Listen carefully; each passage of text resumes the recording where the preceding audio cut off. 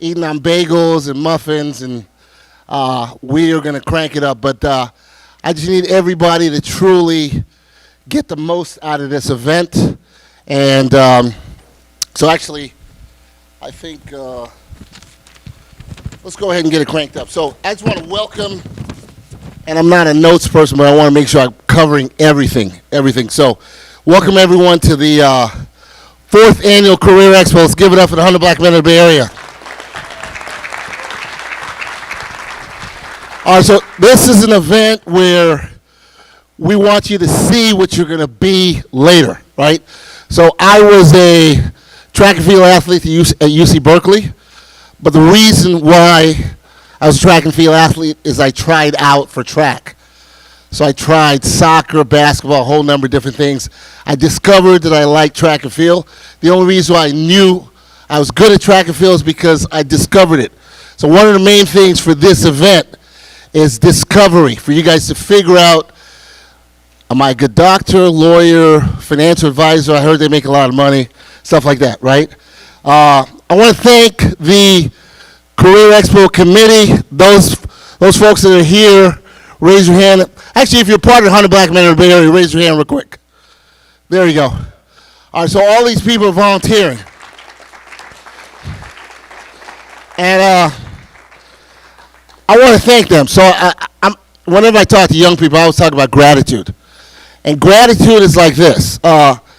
There's an ancient Chinese proverb that says, when you drink the water, remember the man who dug the well.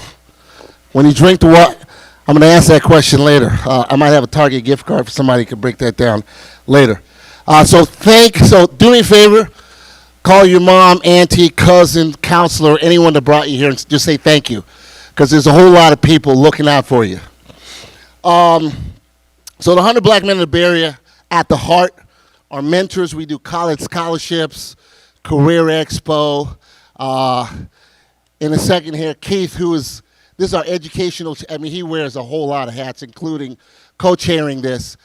He could probably even during his talk about the different class sessions, talk a little bit about the education. I think our scholarships are probably still in application right now for those that are getting ready to go to school, go to college.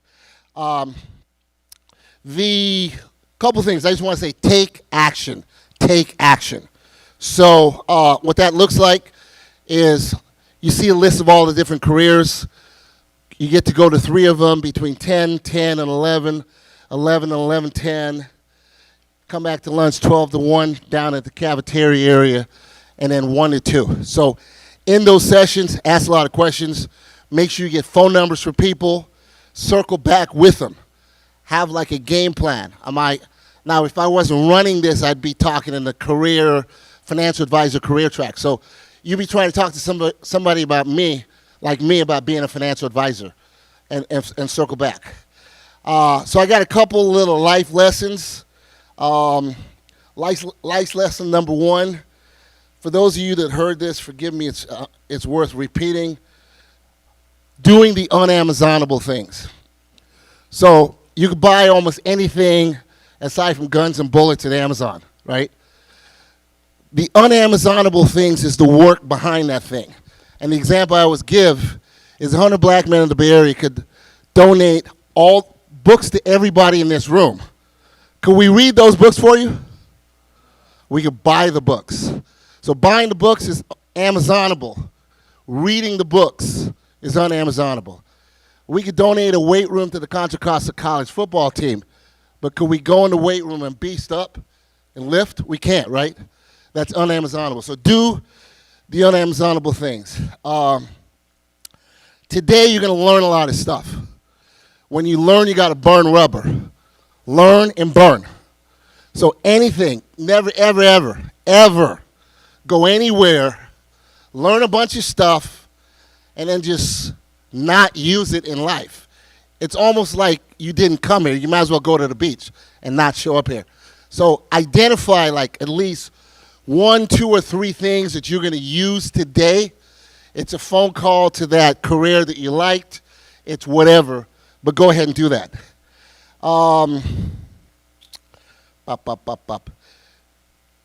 those of you that have opportunities to apply for summer jobs down the hill, we have Target, Pacific Catch. For my tech folks, people, we have Hack the Hood. They're going to pay you good money. I forgot the dollar amount to go. They'll teach you code for the next 8 weeks. And then at the end, you're going to be able to go find an entry-level coding job. So there are a number of things that are out there. If you didn't get a chance to hit them now, go hit them at lunchtime. That's between 12 and 1. I'm just going to rattle this off, and I'll probably acknowledge it later. We have John Muir, Wells Fargo, Target. I work for Wells Fargo. Bimbo. Brother Maurice Harrell, one of our brothers, just gave us some money. Diane May is a client of mine. I didn't ask her for money, so for the record. She volunteered. Pacific Catch, there's a guy named Joe Frank, he gave some money too. Hack the Hood, San Pablo, I think Joe Frank Jr. is in the house. Hack the Hood, San Pablo, Vulcan Materials, Rising Sun Solar, Inroads. We want to thank everybody. One last thing, and forgive us here. This was not our intention, so I just got to come out and say it. On the flyer is Gary Payton Sr., who we fully intended to be here. And it pains me to even say this. He had a last minute. The NBA pulled his coat and asked him to be here, so we really, really wanted him to be here later today. I'm just going to go ahead and apologize and get that out of the way. Don't go home, though, just because Gary Payton's not here. You're going to get a lot. No, I'm serious. You're going to get a ton out of this, okay? So I just want to go ahead and get that out of the way. Where's Dr. Lawrence Van Hook? Okay, so regardless of your religion, I always believe it's important to have God in the house. He's going to bless the event, so you can bow your heads. Come on, let's do better than that for our leader. I want to actually ask you all to just turn to the person sitting to you next to you or standing, and just say to them, I need you. And then turn to the other side and tell them, I need you. The reason why this is important is because all we have is each other. And if we begin to value and respect one another, then that will begin to move places. So regardless of your faith tradition, if you have one, can you all stand with me? Why don't we do this? If y'all don't mind, we have hand sanitizer. Just touch somebody by the hand or the arm. But we in here together. I want to ask God's blessing upon this house. You all ought to see how great you all look. News media is not here in numbers, but this is the work that we do. So whatever your tradition is, my tradition is Christian, but whatever your tradition is, we want to honor you today as well. Lord, we ask now your blessings upon this time and this college and this gathering of these, our people. And we ask your blessings on today for those who are excited about this opportunity. And then we have some people who just really not wanting to be here today, but we pray something that will inspire them to know that we need each other. The hands that we hold, the people that we touch in this place, we ask your blessings. And then we ask the families of these people, the people that we are touching, to be blessed even at our homes and all across the country and the world. My name is Lawrence, and I am a Christian, and I say in the name of Jesus. But whatever tradition we have here today, we want to bless in his name, in their name. Amen. Come on, let's give yourselves a hand of applause. Amen, amen. All right, we got the host of this house. Let's give it up for Dean George Mills. He's the dean of this great university. He's going to tell you all a little bit more about Contra Costa. I'm going to get out of his way.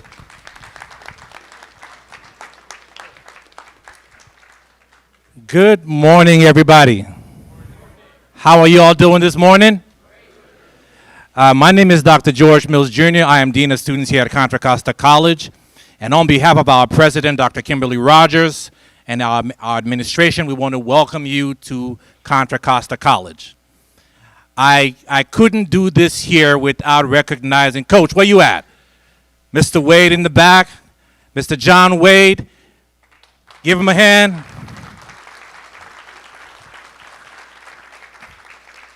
So, Delano, come over here real quick. Mr. Wade birthed the idea of our African American Male Leadership Program. See, we all here looking fly with our jackets on, with our logo on there. Mr. Wade birthed this idea of supporting our African American students on this campus.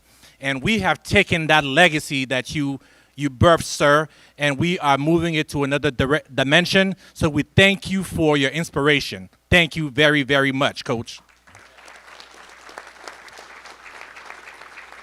So we have a lot of wonderful things planned for you today.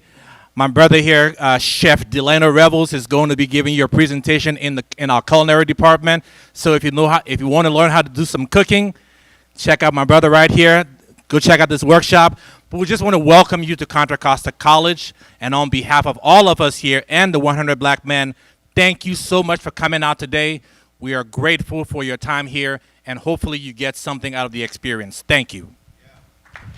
All right, we're going to keep it going. We're a little bit behind.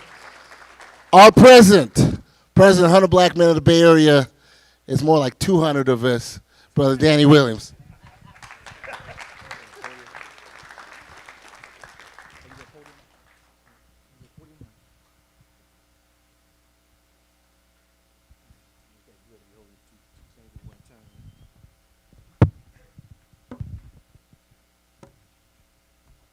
Good morning. Let me first say, Brother Frank, another amazing job, brother. Another amazing job. Great, man. Awesome. On behalf of the Board of Directors, we appreciate the hard work that the committee and the staff, Keith and Juanita, and the volunteers involved did to make this event possible. Contra Costa College and our brother John Wade, we sure definitely appreciate you, man. Appreciate you. I especially want to thank the sponsors. The 100 Black Men is basically ineffective without our sponsors, so we can't do this alone. Young folks, I want to start by saying this. Where you come from does not have to decide or dictate where you're going. I imagine some of you are waking up every day facing challenges that most people don't even see. You might be working after school to help your family, or worrying about crime in your neighborhood, or trying to stay focused. Focus when life keeps pulling you in several different directions. I respect your strength. It takes a lot to keep showing up when you have adversities in your face. But today is not about your circumstances. Today is about the person you are becoming. Because no matter what's on the outside, your mind is powerful and your future is for you to shape. A career isn't just a job. It's a pathway. It's actually a way out. And so it's life-changing. It's how you build something solid, that's something that lasts.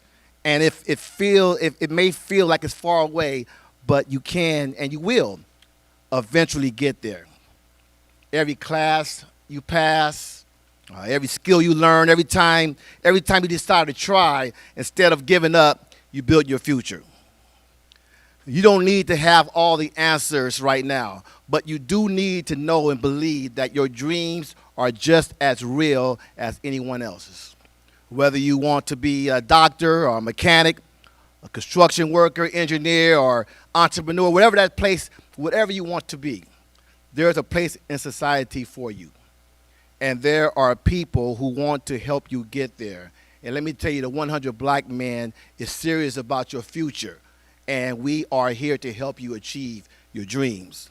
So never stop asking questions. Write down your future. Keep going, because you're not alone, even though it may feel like that sometimes. There are programs and mentors and scholarships, numerous resources out there designed for people and young folks just like you. People who have been where you are, people who made it and believe it or not, they are your number one fans. They are rooting for you to be successful. You already shown that you're strong by showing up. Now it's time to show the world how far you can go. So keep your head up, stay focused, and don't ever let anyone tell you your future is limited because of your situation or your background. You are more than your circumstances. You are potential, you are power, and your story is just getting started. It's only chapter 1, baby. Let's get started. Let's get some knowledge going here today.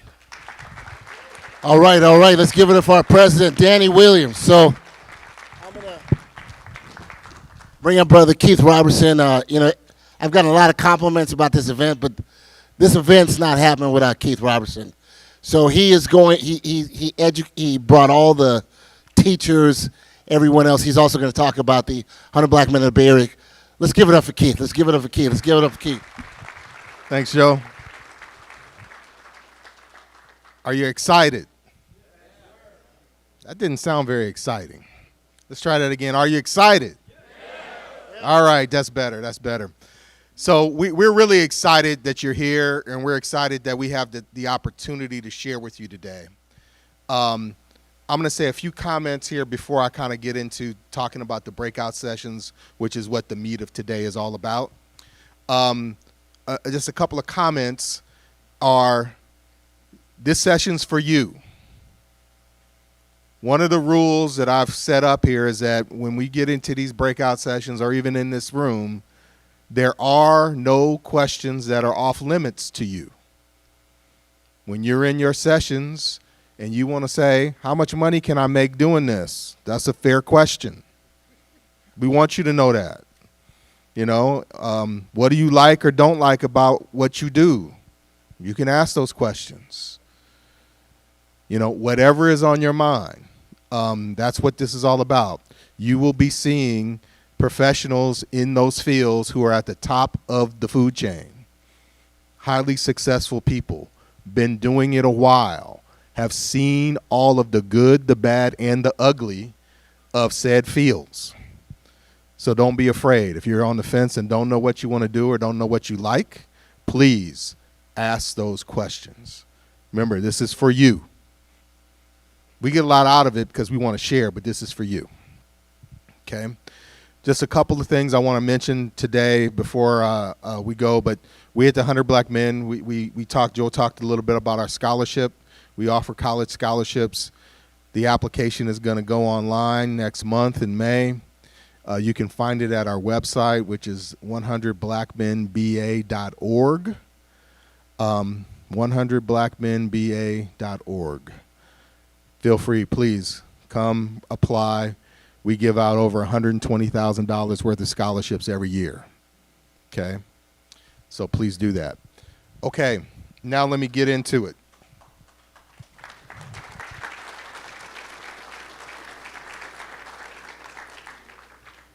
All right, let me get into it now. Here's the schedule for today and the sessions. So our first, the schedule is we're in the main tent now, the welcome. We're running a little bit behind. The first career session is going to start as soon as we break here. It'll go until 11. Then we'll have a break where you get to your next room, and that'll start at 11:10 and go to 12. And then we'll go from 12, at that time it'll be lunchtime. So we're going to have lunch down where we had breakfast back at the cafeteria. So that's where you go for lunch. And then after lunch at 1:10 will be the third career session. And then we're back in this room at 2 o'clock. Okay? So let me talk a little bit about the sessions that we have. First up is business and entrepreneurship. We have two people hosting that have built magnificent businesses, have a lifelong journey of entrepreneurship. You should make sure if you're interested in doing that, you should come to that session. Technology, GE 313. We have a lot of people in our technology field in the 100 Black Men. If you're interested in technology, you should go to that session. Entertainment industry. We have some folks that are actually professionals in the entertainment field, if you're interested in entertainment. Sports as well. We have former athletes running that session. They can tell you all about what's going on in sports and how you get there. Law and Legal Services, GE 304. Medical and Medical Services, GE 111. Hospitality and Culinary, that's going to be in GE 214. Real Estate and Development is in GE 310. Real Estate and Development is a big field, and we have some great speakers in that session to talk about all aspects of real estate. Architecture, Engineering, Construction, this is the trades. We have a great team of folks there. We have an architect, we have a structural engineer, and we also have someone that has run a plumbing business in plumbing in that session. So you get to hear all about those areas. Public Services, I'm sorry, I got a typo there. It should be GE 312. And then we're going to have a special artificial intelligence presentation by NVIDIA. That's currently scheduled to be in GE 212, and it's only going to happen at the 11 o'clock breakout. Education, if you're interested in the education field, it'll be in GE 213, Financial Services, GE 211, and then we have a Wells Fargo hands-on banking experience.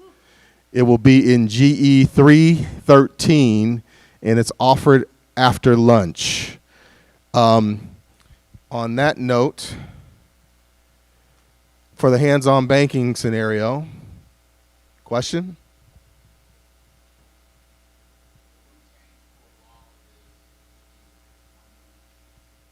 Oh, good call. I'm sorry. How do I go back? GE 111 for all you lawyers. Yeah, good call. Instead of GE 304, it'll be GE 111. I believe that's updated on your cards, just not updated on my slides. Okay. Thank you, Richard. For the Wells Fargo event, Wells Fargo is offering some bribes. Hey,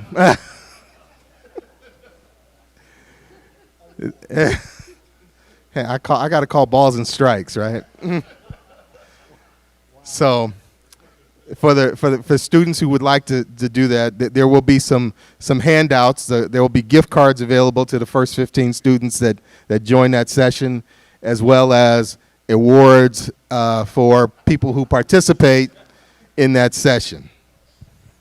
All right. I am going to show one quick thing here. I have a short video, and then we're going to break you out.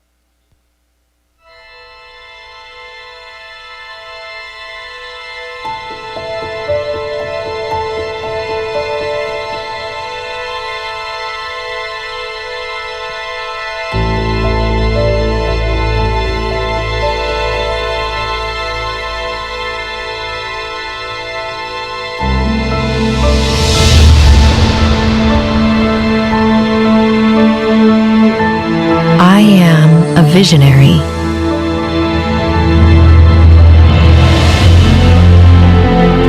Illuminating galaxies to witness the birth of stars.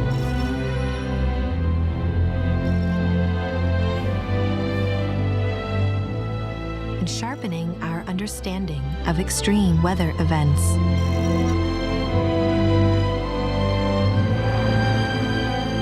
I am a helper, guiding the blind through a crowded world.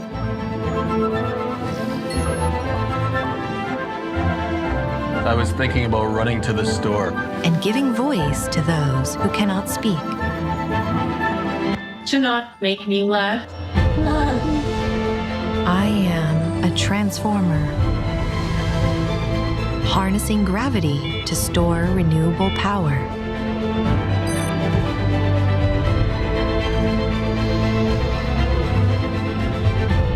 And paving the way towards unlimited clean energy for us all.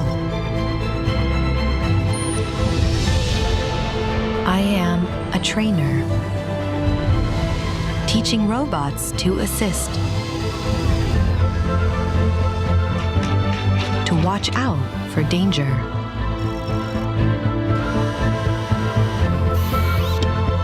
and help save lives. I am a healer, providing a new generation of cures and new levels of patient care. Doctor, that I am allergic to penicillin. Is it still okay to take the medications? Definitely. These antibiotics don't contain penicillin, so it's perfectly safe for you to take them. I am a navigator, generating virtual scenarios to let us safely explore the real world and understand every decision. I even helped write the script. Breathe life into the words en muchos idiomas y escribí la música.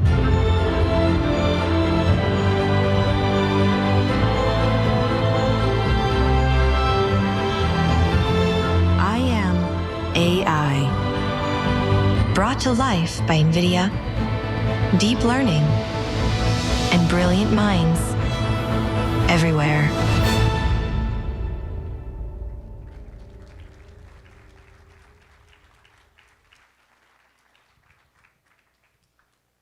Okay, I need to do a little bit of housekeeping. So that was an intro to the NVIDIA discussion that's going to happen at the 11 o'clock breakout session. And I need to know, given it's only going to be offered once today, how many of you would like to go to that session?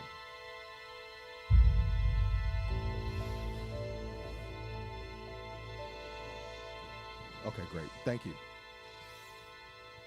All right, so next up, I'm going to turn you loose. Everybody got their cards with rooms. Okay? We're going to the first breakout. We're a few minutes behind. So speakers or students, we're going to run an extra 5 minutes in the first breakout to make sure we make up some time. Please release everybody at 11:05. All righty, thank you. Hey, so this is floor 2. Everything 205, et cetera, is going to be on this floor. Floor 1 is the floor 1 level down. Floor 3 is the floor 1 level up. So all the 2s, 205, 210, et cetera, is on this level. All the 1s is 1 floor down. All the 3s is 1 floor up. So the main thing is go to a class session. We're on floor 2 right now.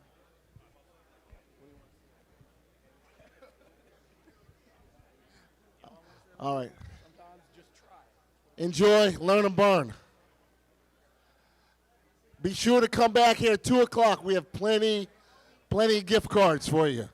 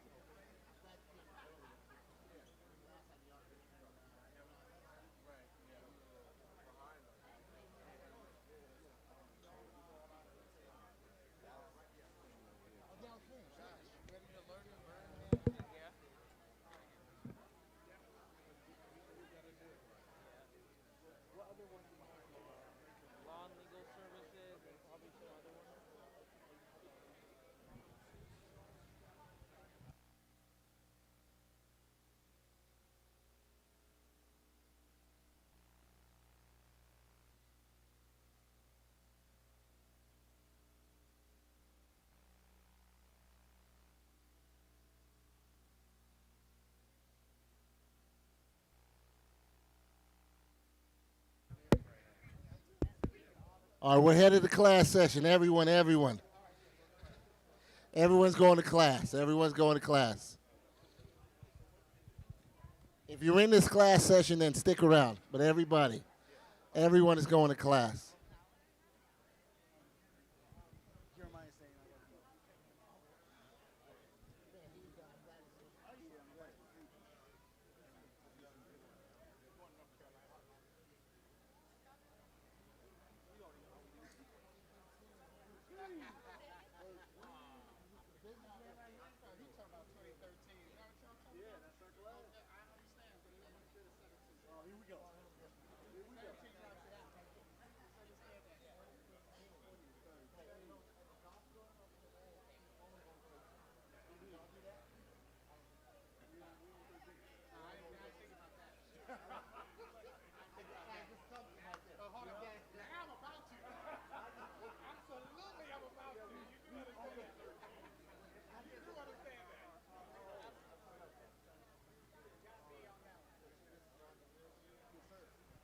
Hey, is everybody here for business and entrepreneurship? Raise your hand real quick. Come on down. Hey, there's less power in the back there. It's like an internet router. When you sit in the back, you get less juice. Come on down. Just come on down, please. This is where the juice is at. This is where the juice is at. Yes, come on down. Business and entrepreneurship.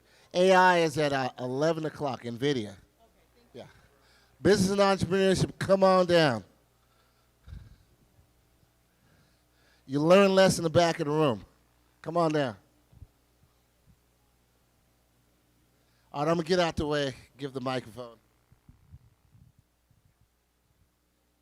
First of all, thanks to everyone for coming in. Again, if I can ask everybody down close, that way we don't have to yell throughout this piece. I am Roderick Jefferson. I have been in the 100 Black Men since 2013. And my goal today is really, along with my partner who will introduce himself, is as the brother said earlier, Joe said, we're here for you. This is about answering your questions. We can talk about what we do, and we will, how we do it. I want to give you good, bad, and ugly. What's worked, what has worked, and what hasn't worked as well. Because life is not all unicorns and rainbows, as we know, especially for folks that look like us. So we want to give you all sides of this. But at the same time, we want to take a moment and make sure that we leave some time to answer questions for you. Because him and I get a chance to talk to each other all the time, right? But with you, the whole reason that we did this particular educational track was to be able to get you prepared to move forward beyond where you are today. Look, a little bit on my story. I grew up in Dallas in the projects, and actually our rent was $12 a month. Imagine that, $12 a month, because that's what my mom could pay. She was a single mom. She had 4 kids, and they kind of set it back then in the projects based on how much you made. I left Dallas. I was a 3-time All-American, 2-time in basketball, 1 time in track. And so I had scholarships, thankfully, to go to college because there's no way I would have gone without it. So my sophomore year, I actually verbally committed to University of Texas to go down and play basketball. Now, fast forward, I get out of that piece. I'm about to head out to go play pro ball overseas. I had contracts in South America, in Greece, in Australia, etc. Something kept me here, and that was the next level. I have been a vice president, senior vice president for the last 25 years at AT&T, eBay, Salesforce, and Oracle. And then at some point I said, 8 years ago, I have made billions with a B for them, not for me, for them. It was time to really take a different angle. And that was starting my own company. And I was just talking to a brother, and he's still in corporate, and he was saying, I can't do what you guys do. And we both said, he's doing what we do, just in a different structure. So we want to talk about the highs, the lows, the goods, the bads of both corporate and entrepreneurship. Now I am the CEO of a consulting company. My company is responsible for doing sales training, of getting people up and running and building out processes and programs and platforms. Then on the other side, I'm a professional keynote speaker. No different than Les Brown, E.T., Eric Thomas, all of us flying around. I've been blessed to speak in 14 different countries. Why? And I'll tell the story as to how that happened later. But I don't say all of this as a flex. I don't say it to floss. I say it because, as our chairman said, it's not where you start, it's where you're going. I never thought that, and even when I go home to Texas to this day, I never thought I was better than. I always thought my dreams were bigger than. So no matter where you live, where you grow up, that opportunity is there. Now, I will say this on the flip side. There is parity and equalness in talent, but there is not equalness in opportunity and access. And that's what will get you to that next level. Because neither of us got to where we are today by ourselves, right? Would you agree? Winning is a team sport, right? And has it been easy? No, I'll be right to you. There's a lot of things, but easy is not one. So if you're willing to roll those sleeves up and find the right mentors, get a part of folks in the 100, things like this that will help you get to that next level, that opens up a bunch of doors that you may not even know there's a house there. So remember, you're not doing it by yourself. You're doing it to get to that next level. And I'll say this and I'll hand it off to my brother. You will find 8 to 10 jobs in your lifetime. Your career and your passion will find you. I was a radio and television broadcast major. I thought I was going to ESPN. This does not look like ESPN to me, right? But what I did do is I took what I learned there. I took the network that I built, and I turned it into something that not only feeds my family, but also feeds my soul. Because if you leave either one of those out, only half of you is living. So thank you, and I will open this up, but first I wanted to let my brother introduce himself, and then we'll open up the doors. Thank you. Give him a hand, please. Yeah. Greetings, everyone. My name is Dr. Vic Baker. I am president, founder, CEO of Equitify.us. If you want to pull out your phones and put that in there, you feel free to do that, Equitify.us. We are a professional services organization, professional development, specializing in soft skills, leadership training, organizational development, team building. It's what we do. I belong to the 100 Black Men and have been a member of the 100 Black Men since 2017. And I've done this course in entrepreneurship at Career Day for the last 5-6 years. Right, 5-6 years. And I love doing this. I'm going to tell you why I love doing it. So while it's great to earn a living when you do your business, I come from a different perspective. Brother Rod, he's mentioned opportunities. Do you guys think that there is a disparity on the amount of opportunities we get as black people? Do you think that? They exist? Perhaps? All right. So I'm coming from a different angle. We have people who are going to be our politicians. We have people who are going to be our professionals like lawyers and doctors and engineers, right? But where's the money coming from? Who's pushing that agenda? And can we make things change without money? Can we do that? Can we? No, let's really talk. This is not me preaching to you. I do enough educating. I'm also a professor, and so I do enough talking to MBA students and doctoral students. This is a conversation. Can we move the needle in who we are as a people without money? Can we do that without money? As many signs we can hold up? Are we going to wait for individuals to find it in their hearts to make things right, or are we going to take it upon ourselves to make things right ourselves? And so I'm coming from an angle from a perspective of we have to own our own businesses, and we're pretty damn good at it. And history will show you that we're good at it. History will show you that we are really good at doing what we want to do, how we want to do it, when we want to do it, if we have that opportunity, and we can do it amongst each other. So when we're here today and you're asking the questions and you raise your hand, ask all the hard questions because we want to give you the answers. We want to give you as much as we can to encourage you and bring light to the fact that owning your own business gives you an opportunity to help the rest of everyone else do what they need to do so we can move the needle as a people. As a people. As a unit. Are you hearing me when I say this? that's where I'm coming from when we talk about entrepreneurship. Okay, I'm not going to talk or spend too much time on my background, but I will say that we're 5 generations of business owners. I did not start off on a business. I actually worked. I'm an engineer by trade. And I'll talk to you a little bit more about why I went from being an engineer into my own business as we get into this dialogue. Okay? That sound good? You guys ready? All right, well, let's get started. We got, well, okay, go ahead. Here's what I like to say. When you ask your question, please stand up and ask the question back so everyone can see you. And also, give us your name and then ask your question. You had a question, sir?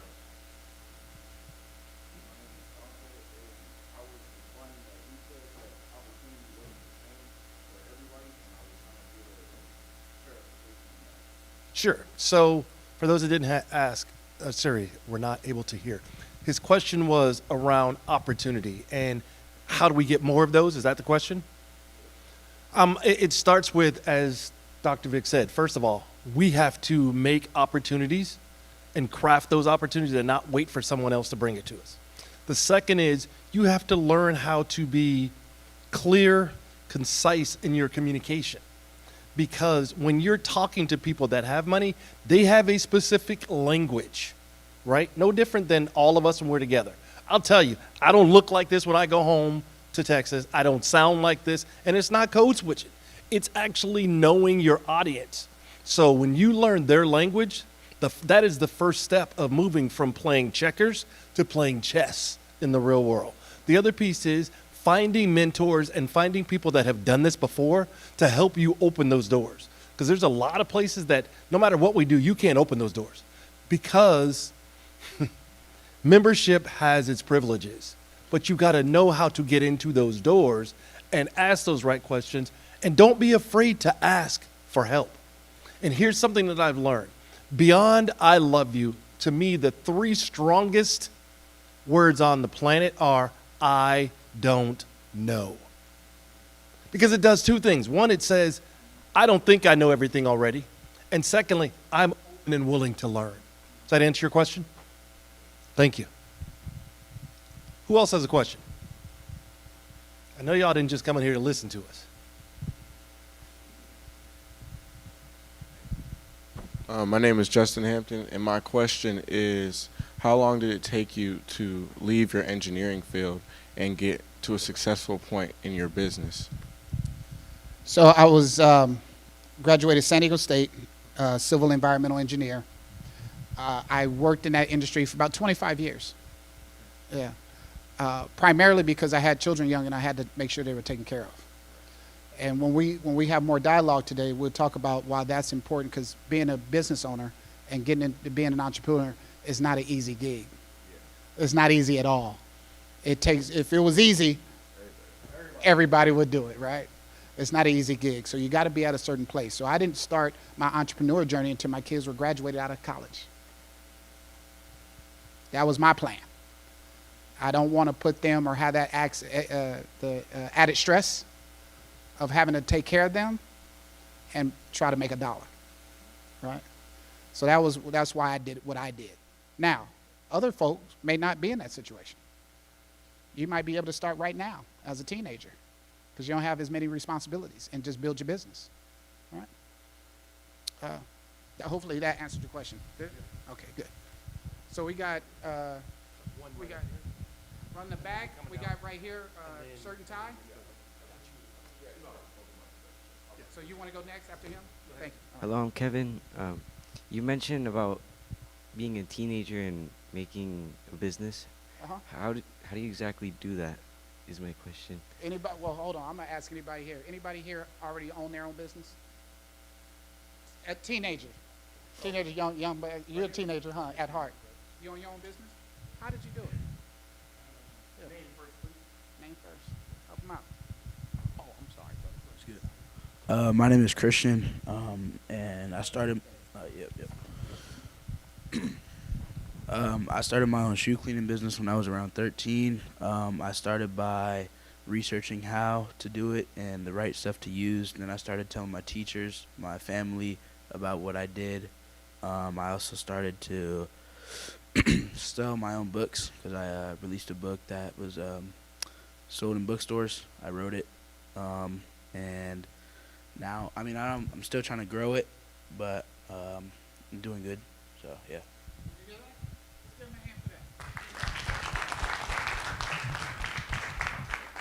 So there's a administrative piece of starting your own business, and then there's a marketing and making money piece of starting your own business. Administratively, anybody can start their own business in 5 minutes, maybe 10. Maybe 10 minutes. You can get online right now, fill out a few things, get incorporated as an LLC or individual, or actually, some of us, depending on the money, you don't have to create an organization to start your own business. You can just get out there and just start doing work as a 1099. Don't worry about all that. But if you wanted to, all you need to do is look it up. It's real simple to start your own. The hard part is what he said. It's one thing to start your business. It's another thing to make money in your business, right? Right? That's the hard part. And you got to put yourself out there and start getting the word out and be good at what you do. How about that? How about you be good at what you do? Right? Okay. So here's the situation. My nephew and my sister moved into an apartment complex, and he noticed that the trash man came on Tuesdays.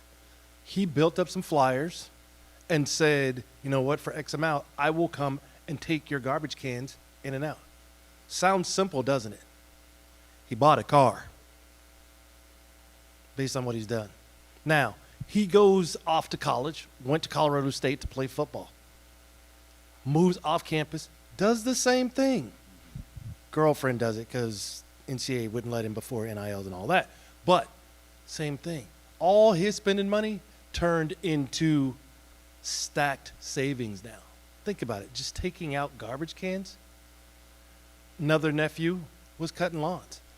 You know what? You find what's passionate about you, and you find out. I did this when I started my business. 3 things, and please write this down. 1, what do I love doing?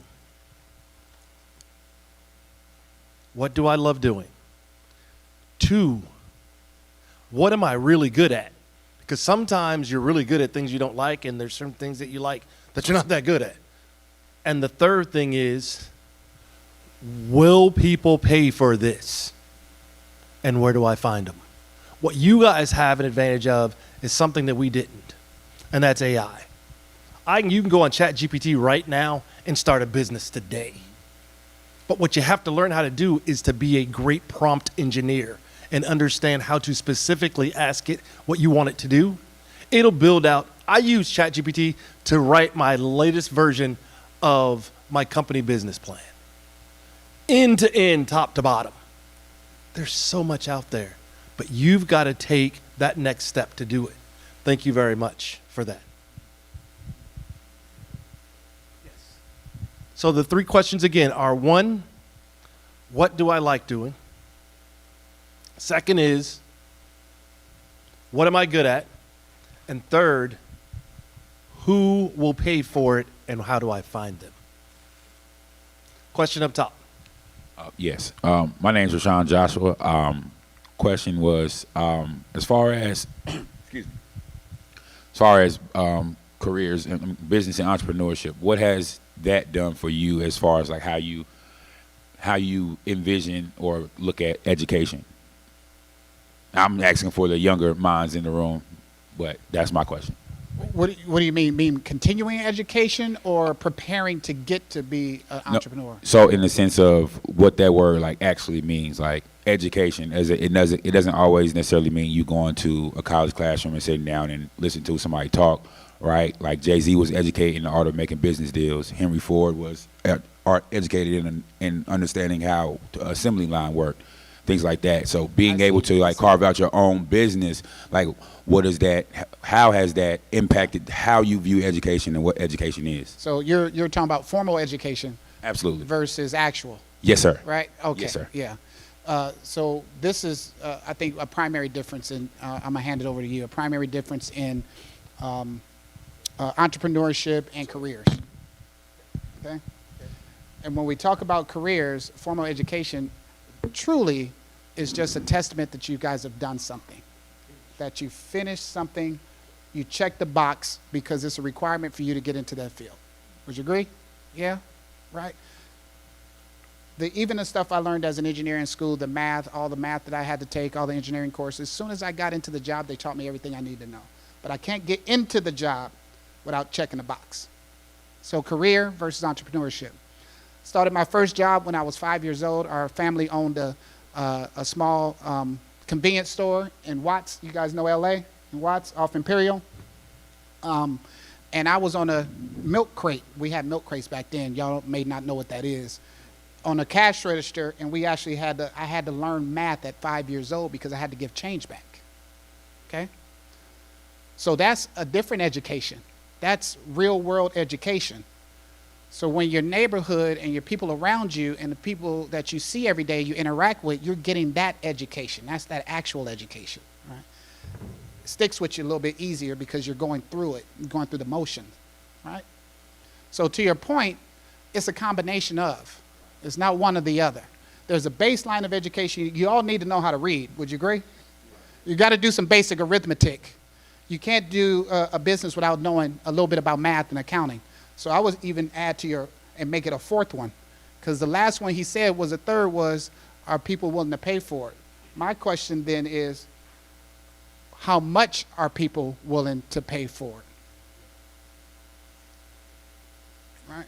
You can have a great idea, but if the people don't want to pay what it costs, how are you going to make money?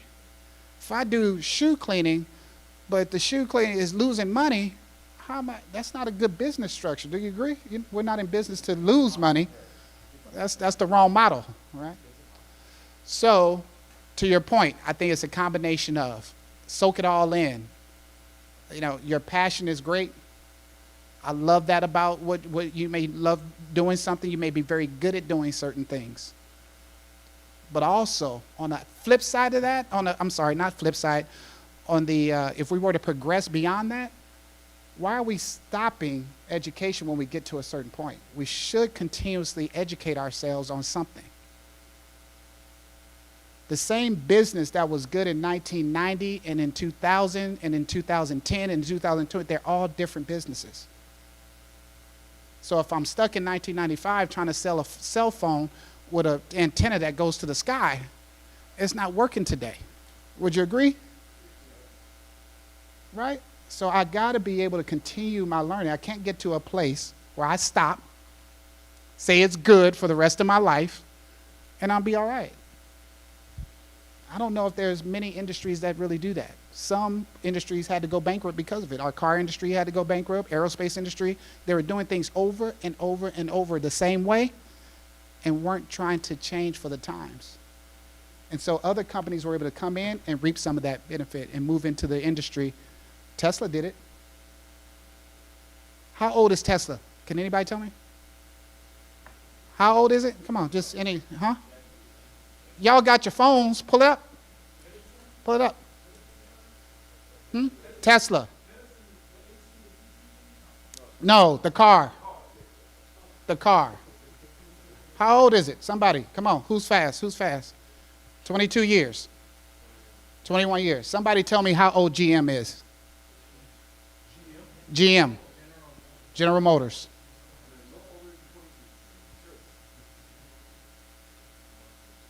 $116 years. What do you see on the floor on the road today? You see Bo, but did they come in and make an impact? They did, didn't they? So there's room if you're not willing to grow. Could GM have gone this electric way and really got into it and done this? Absolutely. Yeah. We can talk about Kodak as well. Kodak said, you know what, we're not going to digital. We're going to stick with film. Kodak camera. Does anybody know what a Kodak camera look like? You do. You got one? No. You got one? Yeah. An old one. I like how you use that word, old. Yeah. You know a little bit. Okay. Next question. Who else? Next question. Right here. Oh, my goodness. The man in the middle. the legend. Dr. Baker. Yes. My name is Manuel Quinn, and I'm actually a member of the 100 Black Men as well. New member, I've been in since 2023. But my question to these established gentlemen, to help the adults in the room, your transition from engineer to entrepreneur, and Brother Rod, your transition from the tech industry to being the entrepreneur. What was the bridge like, and how do you soften your landing from the cushion of an every week paycheck to building an income on your own? Now we get into the good stuff. Now we're getting the good stuff. Now here's the up and the down and the ugly side I was talking about. In my case, I had been in corporate for 25 years, right? But along the way, I had my little side hustles. And it was, I would go speak at things like this. I would go talk to different organizations. I would go talk to colleges. I knew in my mind that I wanted to go that route, but I didn't know how to get to it. And then I realized I started my business entrepreneurially 7 years ago. Now here's the downside. Just a year and a half ago, I really realized that it was a business. I know it sounds crazy. What I had was a really expensive hobby. Let me say that again. I had a really expensive hobby. I went and got a business coach, and he showed me, he's like, you're doing all these things. Nothing is repeatable. You keep remaking the wheel. Nothing scales, which means you stay just in tech. What about construction? What about manufacturing? What about all these things in the world that I wasn't thinking about making money off because I had blinders on? And that was my mistake. Big mistake. All I focused on was technology because that's what I knew. But how did I make the shift? First of all, when you're in a situation like ours where we're head of household, we're the ones responsible for making the money, you better have 6 to 8 months worth of money of your salary in the bank. Because what I found out was I was well known in the space that I was in. Even, Vic, would you say kind of the Michael Jordan of my world? Yeah, you were. I still am. Yeah, wrote a best-selling book, done a whole bunch of stuff, and I was like, oh, I got this. I'll just step right in. No. Because they knew me as the senior vice president from Salesforce or Oracle or eBay. They didn't know me as Roderick Jefferson and Associates. They're like, who is that? What do y'all do? It was the same thing that I'm doing now that I did in corporate, but I had that big push behind me.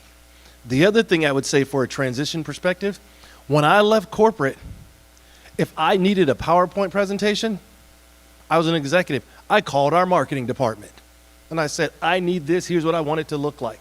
Boom. I got a problem with my laptop. I just call IT and they fix whatever's broken. I need to get out there and do another keynote. I just called our public relations group. Guess what? As an entrepreneur, you do it yourself. Thankfully, my son, who's running around here somewhere, in the 100 also, is extremely technical. I lean on him, and I'm not afraid to say I don't know. When I need YouTube shorts or Insta shorts of all of my keynotes, my son chops them up into shorts for me. I then use ChatGPT to write my posts for whether it be LinkedIn, IG, TikTok, wherever it is. And that's the key now, is leverage resources that you have available. And by the way, there's a lot of free AI tools out there. That's the third piece now. If you are not using, let me ask a question. How many of you use AI every single day?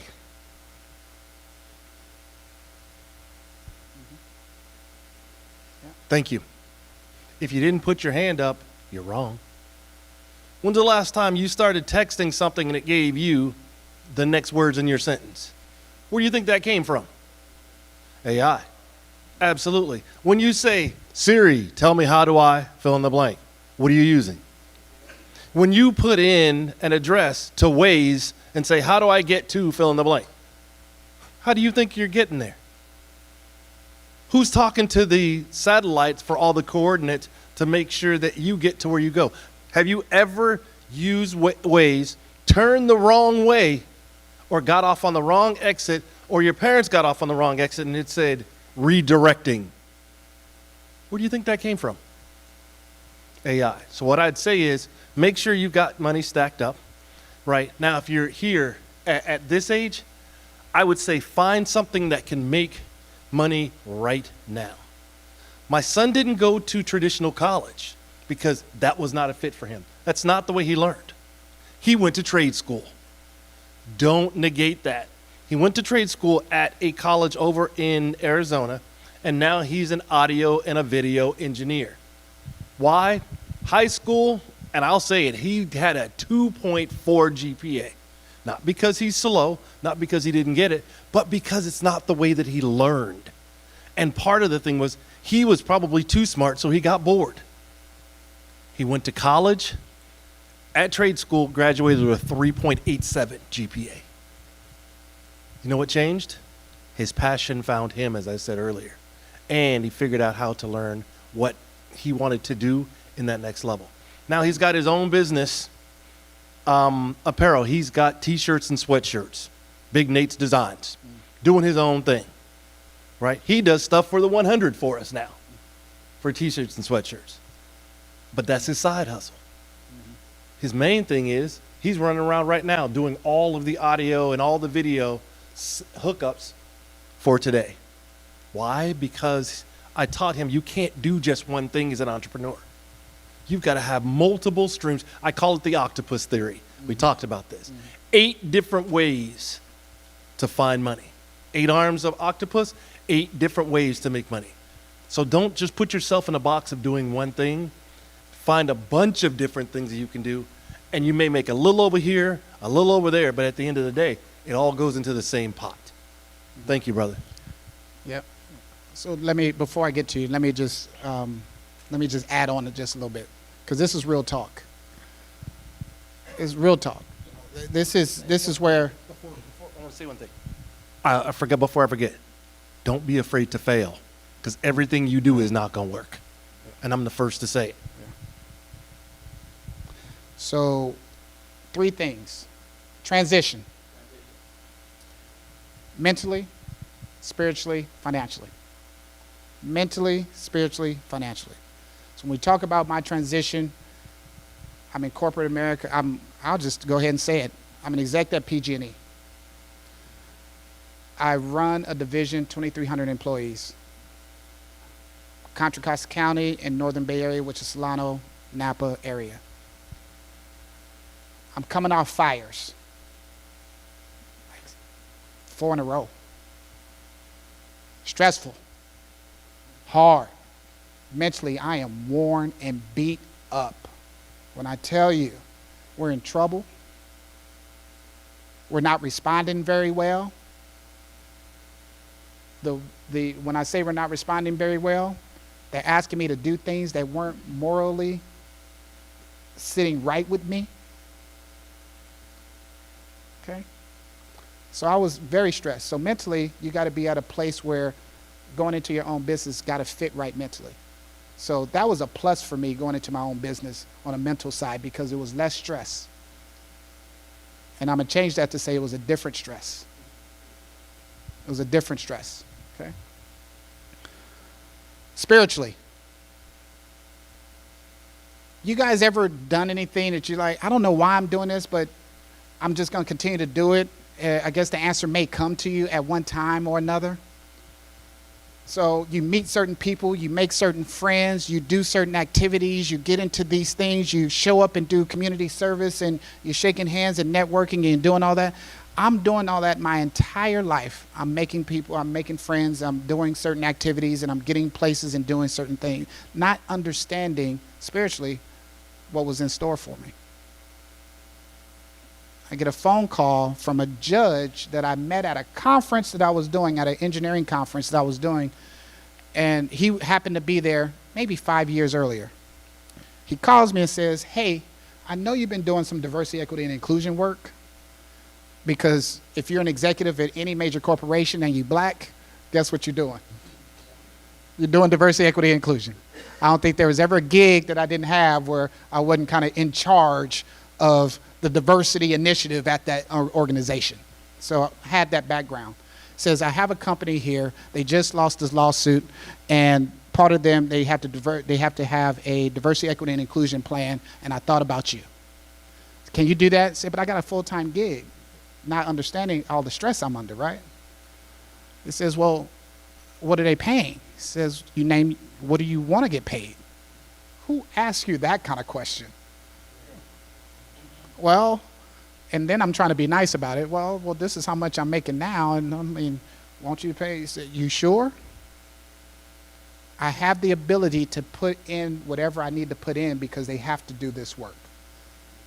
So I hung up the phone, called a friend of mine, and said, what do you do in this situation? So that's the network, right? So we all got to have people that we can call to get some advice from. No matter where you are, no matter who you are, we got to have those people in our corner.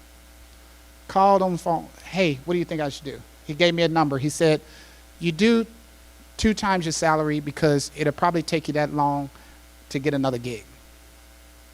So 2 years. That's what he told me, about 2.5. So I gave him the number. He said yes, agreed to it. So over the next year, I was able to do a contract, which allowed me now to move from that stressful situation into it. So I can't start a job until I have a job.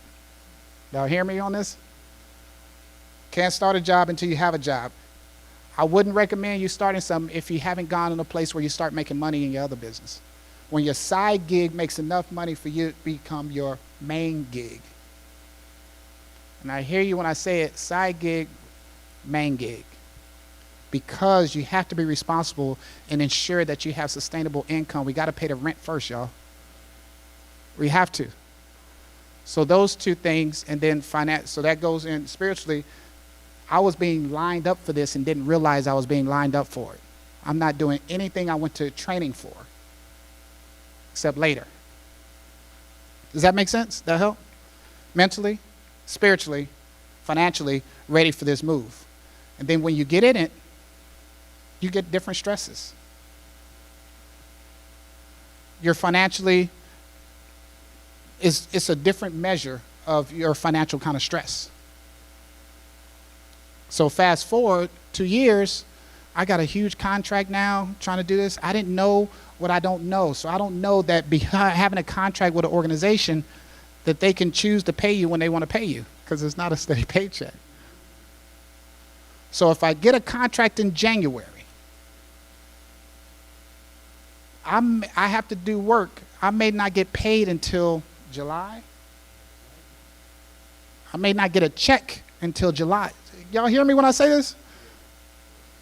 That's crazy, right? So between January and July, how am I paying myself, my employees, and all that? So there was a period where I couldn't make payroll. Is it because I couldn't make payroll because I wasn't doing good work and we weren't doing satisfactory work? No, we're doing great work. But if I don't get a check, I can't pay people. So this is where, when I say I'm looking at it from a different perspective, because it would have been great to go to a black bank and be like, hey, can you help me? Because when I went to the other banks, you know what they said? Bank of America, Wells Fargo. I got great credit, y'all. I got great credit. I pay all my bills on time. But no, they're not giving me that. But I would love to come to your bank, because you're going to start a bank. I would love to come to your bank and say, hey, this is my situation. I got this amount in a contract. Can you float me until I'm able to get this check and we can go on? This is what I mean about start our own, because that money needs to recycle between us. We need to be able to do business between us. We can't just depend on others to do business with. We are very capable, competent, and resourceful to do it ourselves. Okay? I hired his son to do our tech work for us. That's how we keep it in the family. Good looking out, bro. Appreciate it. Right. Appreciate it. But we're learning because this is not a new formula. But I think we've been programmed to think that the white way is the right way.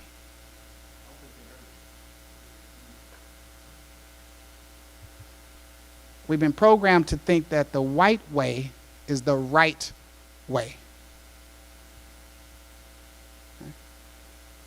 We can do this ourselves.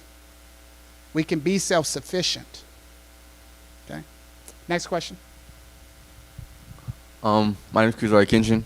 My question was, to build like a successful business, is it a matter of patience and experience to receive, or is it a matter of just having your trade and being really good at it and be able to just apply it? Fantastic question. Ooh, yes, yes. Patience, determination, hard work, faith. That's how I got to where I am. There were times in my career where, and I can hear my mama's voice in my head right now. Faith is never tested in good times. Oh, it's easy to be faithful. Oh, I'm working hard. I'm making racks. I'm doing this. I can do it. But when that money fall off, and quitting is not an option, you have to figure it out legally, by any means necessary. I've taken gigs as a speaker that were well below what my standard rate is, but it was better than what I had coming in at the time, which was nothing. And you got to let go of that ego, right? Oh, across my chest, I'm the CEO. PG&E don't care about me being a CEO when they send me my bill. It does not say CEO on that bill. My mortgage at my house does not say Mr. Mrs. CEO. It says Mr. Mrs. This is how much y'all owe me every month. And we need them ends. My very first paid speaking gig was I live out in Brentwood, so it was at Los Medanos College, LMC. I made $150. Thought I was balling. Real talk. I was like, because somebody paid me. Matter of fact, I never even cashed that check. They gave it to me in a check. I still have that check to this day, 20 years later. Incrementally, over that 15, 20 years, it went up significantly now from that piece, right? They said they want to know. Vic? They want to know. Should I say the numbers? Tell them. Tell them. Not a flex. Tell them. Right now, I usually go, and I've spoken, like I said, in 14 different countries now. And when I go on stage, I'm usually what's called a keynote. I'm the person that they came to see, right? I usually either open up a conference or I close a conference. Remember I said $150. Just throw some numbers. How much do you think it has gone up to now? Yell it out. Yell it out. 1,000? 1,000? Who thinks it's 1,000? 1,000? 10,000? 5,000, you said? Throw it out. Let me hear it. 15? Say 15. 15? Ooh, that's a big, bro, that's a big number. I heard 6, I heard 5, I heard 20, I heard 3, I heard 67. I heard 50. It ain't 50. Yet. I say yet. I talked for an hour. What was your number? 20K per hour. I don't say that because I'm flexing. I say it because, like you, I had to be comfortable with being uncomfortable for a long time. I was hungry for that because I had to go through being hungry, physically hungry, mentally hungry, but I was never spiritually hungry. I knew that this is what I was supposed to do. I just didn't know how I was going to get there. I didn't know who was going to open up the doors, how we were going to get there. Mm-hmm. Yeah, I know 20K sounds like a lot, and it is. Don't get me wrong. But here's the problem. You said it, Doc. I do a keynote today, April. I get paid in July or August. So in between there, got that mortgage,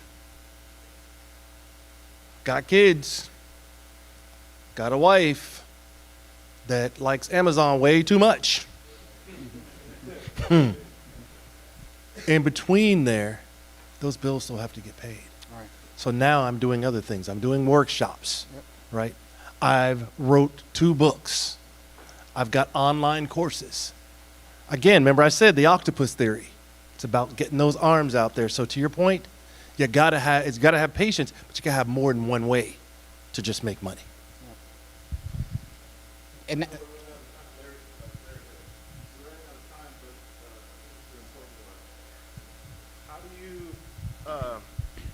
How do you name a price on what you do without scaring off a counteroffer?